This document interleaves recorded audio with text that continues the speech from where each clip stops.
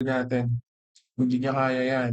Pero wag lang siyang mamamatay yun. So, basically, ganito yung isang ways para kumita dito. Ganito yung isang ways para magkaroon tayo ng earnings, no? Welcome back sa Buhok Gaming. So guys, for this episode, meron tayong update para dito kay Genesis Universe. So guys, yung mga update natin for today, another source of income na naman. Yes, panibagong ways para kumita dito kay Genesis Universe. Siguro kung newbie ka pa lang, bago ka pa lang dito kay Genesis Universe, ito yung best content na pwede mong panoodin right now, okay? Yes, may mga previous content ako kay Genesis Universe, pero newbie friendly yung content natin for today. Alright? Newbie friendly, and then iisa-isayin natin kung ano ba yung advantage ng play to earn na to. Ano ba yung pinagkaiba niya sa ibang play to earn na na-review na natin dito sa Buhok Gaming Channel. So hindi na natin papatagalin to. Huwag kayong mag-i-skip sa content natin dahil baka mamaya ito na yung magpapayaman para sa inyo. So guys, ito yung mismong dashboard game no, ni Genesis Universe. So mag-switch ako guys ng testnet pati yung mainnet. So right now, ito yung mainnet. So sa mainnet, ginagamit ko yung Adrian Pogi 14 na account. So sa testnet naman yung Flow na accounts. So before siguro tayo mag-navigate pa, bago ko pakita yung mga earning para kay Genesis Universe, check nyo muna to guys tong Discord server nila. So guys, kung viewers kita, subscriber kita, right now, I highly encourage you all na mag-join kayo dito sa Discord server ni Genesis Universe, especially no this September. Kasi guys, maraming event na pwede kayong pagkakitaan, marami silang mga pag-giveaways na pwede nyong salihan. Okay? Guys, again wala kayong mga babayaran sa mga event, sa mga giveaways na yan, mag-join lang kayo. So don't worry, yung link ng Discord server para dito sa Genesis Universe, ilalagay ko sa description. Okay guys, sumali kayo dyan.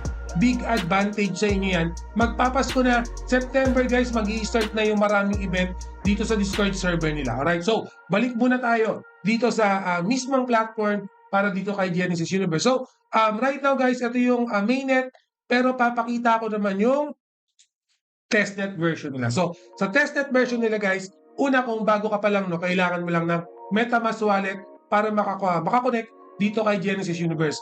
Guys, may bibigay ako sa inyong referral dito sa channel ko. Ilagay nyo na lang para mas magkaroon kayo ng mga GUT token discount para sa inyo lahat yan. Alright? So, click nyo lang yung farm guys. Ito yung first step. Okay, ito yung unang-una. Ito yung unang nyo gagawin. First step, dito muna kayo. And then, click nyo tong lock up naman. Guys, sa lock up, importante ito. Okay? So, ito yung importante dyan. Kailangan nyo ng tinatawag natin na GUT token.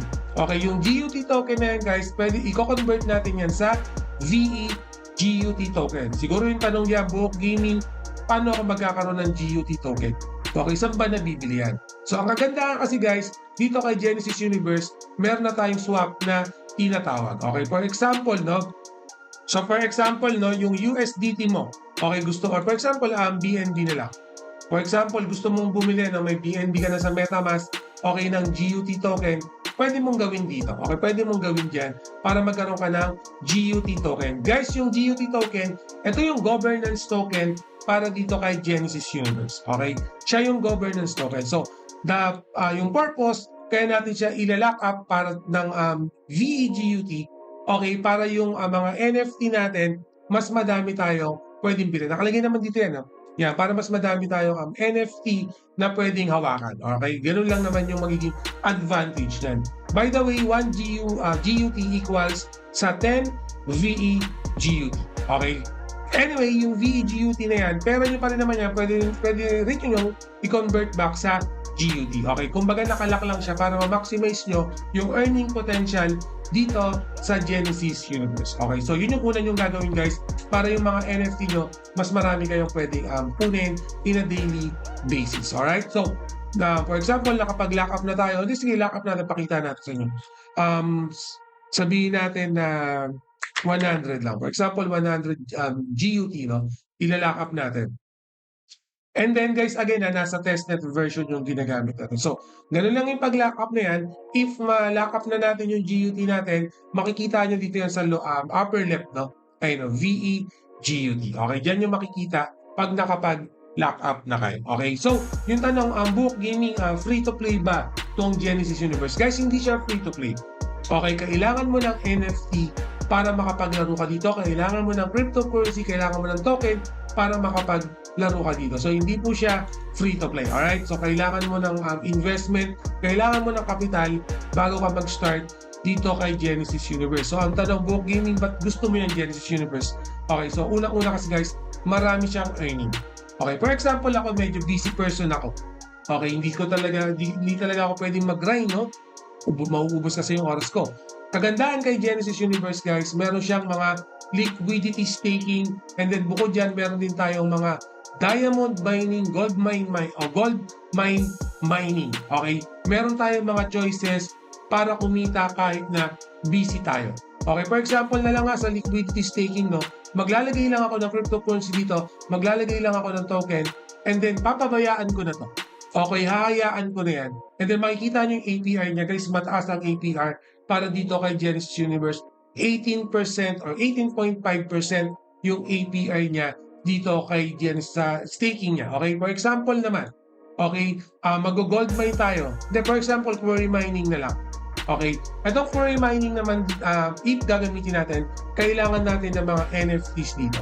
Okay, kailangan natin ng mga card dito, NFT, para magamit natin itong mga quarry na to. Don't worry, mamaya, papakita ko sa inyo yan.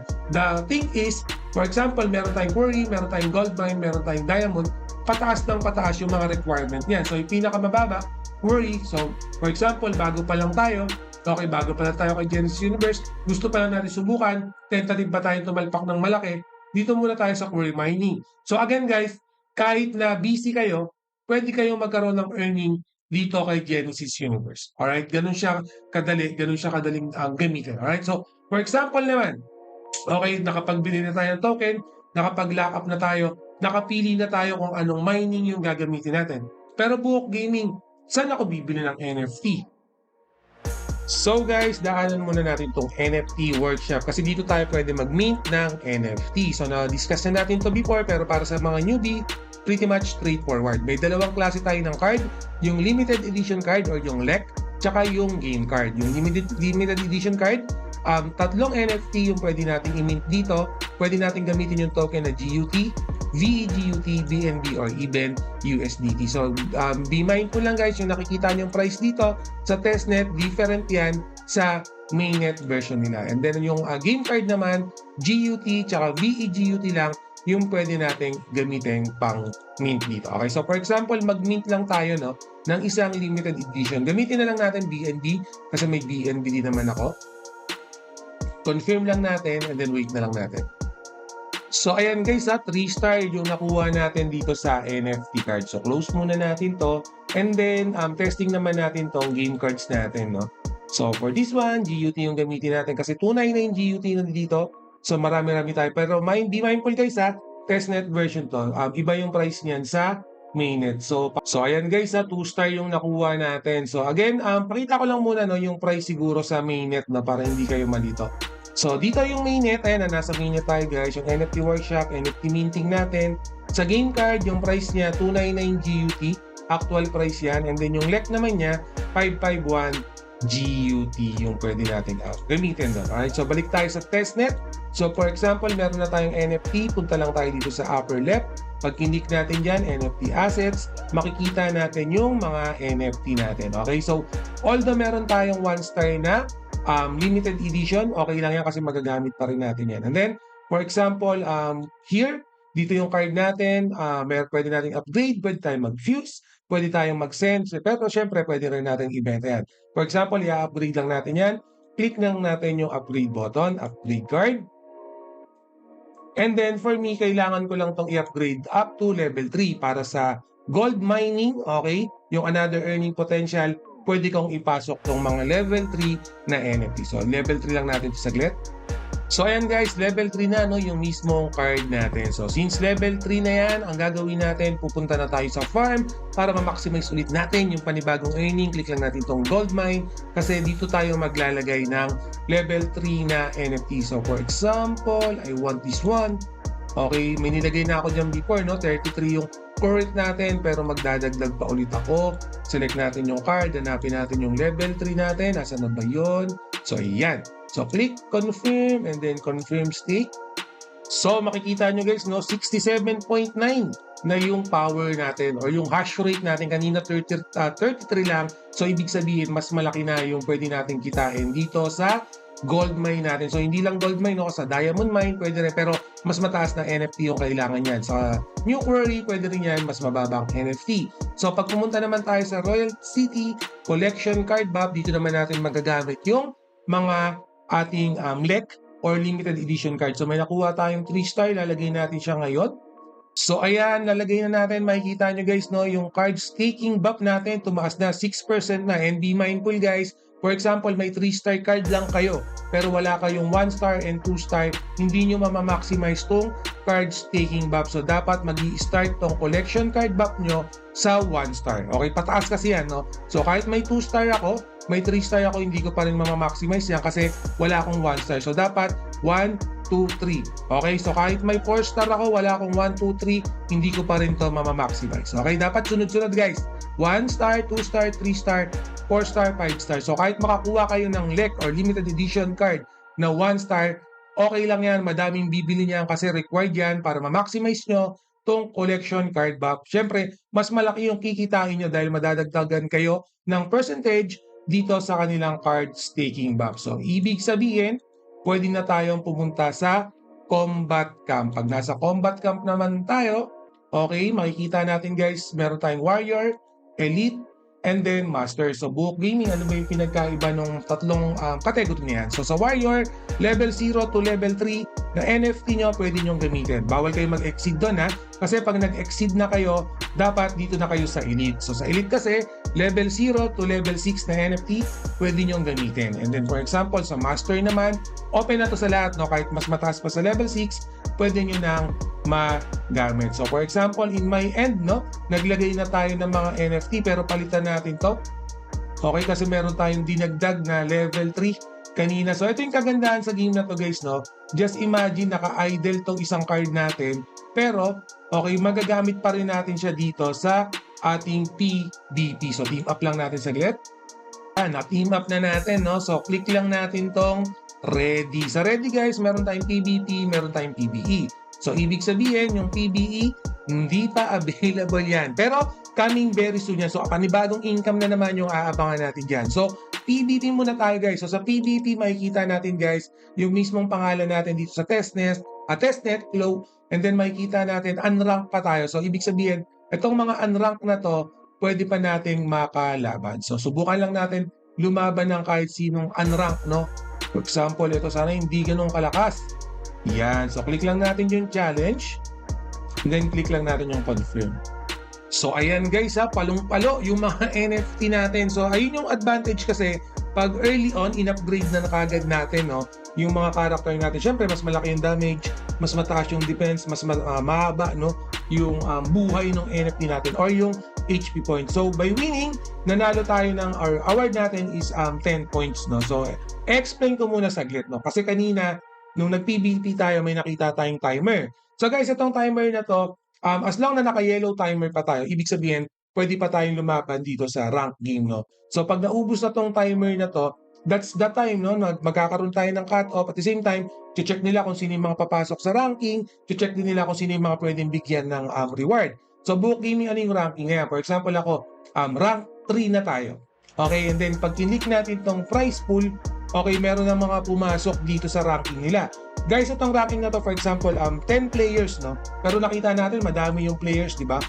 Yan, for example, 10 players lang. 30 to 40% ng player na yon, pwede silang pumasok sa ranking.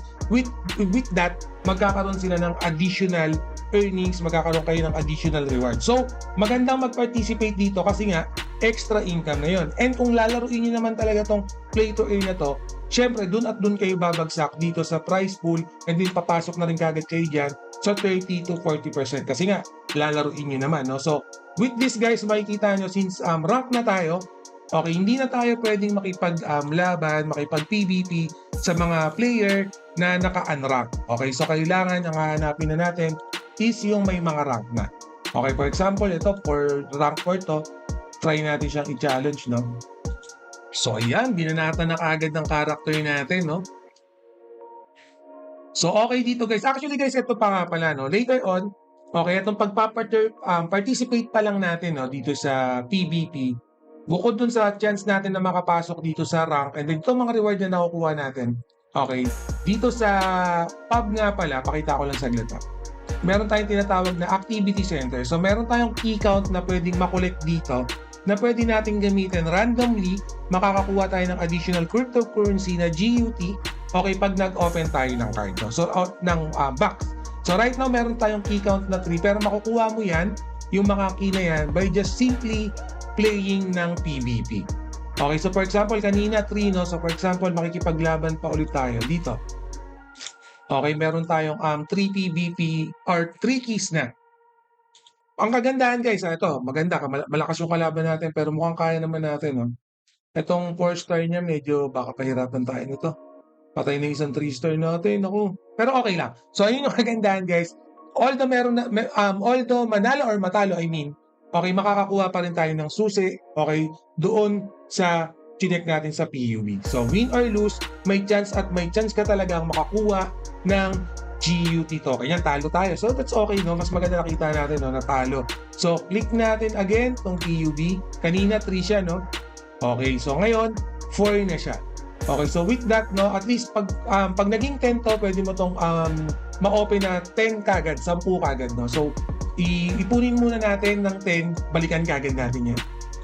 So, yan guys, balik tayo pag 11 fight streak na ata natin to. So, magbubukas na tayo ng mga box natin, no? So, bakit nga pala 11, no, lumagpas tayo? Kasi nga, wala namang limit, no, yung pag-open ng mga random box natin. So, click ko lang itong close. By the way guys, itong timer na to, nabanggit ko kanina, kadalasan, no, ito siguro yung magiging meta rito, no, pag naging 5 minutes below na to, bago mag-close itong season, okay, saka magpapasukan yung mga player dyan para syempre makapasok sila doon sa ranking. So, wag mong pababayaan yung ranking mo kasi pag nagpasukan yan, baka bigla kang matanggal sa 30% or 40%. Yung iba kasi ay yung magiging technique dyan, no, pag ganyang may mga deadline or cut-off. So, balik tayo sa PUB, Activity Center. So, yan, no, lumagpas tayo.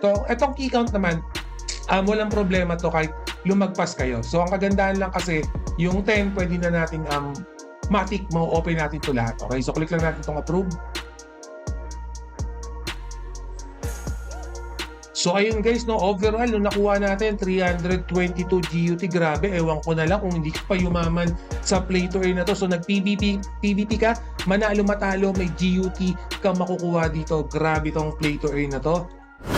So, ayun guys, no, nakita natin yung mga update natin para kay Genesis Universe. So, kung newbie ka pa lang, okay, bago ka pa lang kay Genesis Universe, nakita naman natin, minimal entry lang, no? Hindi ganun kalaki yung puhunan, pero yung mga earning potential niya, nandiyan. Actually, kahit wala kang puhunan, pwede kang kumita kung masipag ka lang talaga. Marami kang network sa social media, kayang-kaya mong kumita kahit wala ka ng puhunan. Pero kung nasa gamer side ka naman, masipag ka maglaro, masipag ka mag-grind, okay, definitely pwede ka rin maglaro talaga ng Genesis Universe. Definitely nandun talaga yung earning potential, especially kung masipag ka. So, para sa akin, okay, sipag talaga yung kailangan natin kay Genesis Universe. At the same time, yung idle niya, no, kung hindi ka naman masipag, meron pa rin siyang staking feature na pwede mo pa rin pagkakitaan. So, para sa lahat talaga. Okay, kahit masipag, kahit hindi masipag, pwede kang magkaroon ng earning dito kay Genesis Universe. Okay, so again guys, yung Discord channel nila, yung link ilalagay ko sa description. Mag-join kayo sa Discord nila para sa mga update, mga giveaways, mga event nila. Pasok lagi kayo. Alright, so always remember, Book Gaming loves you all. See you again in my next video. Salamat. Mwah!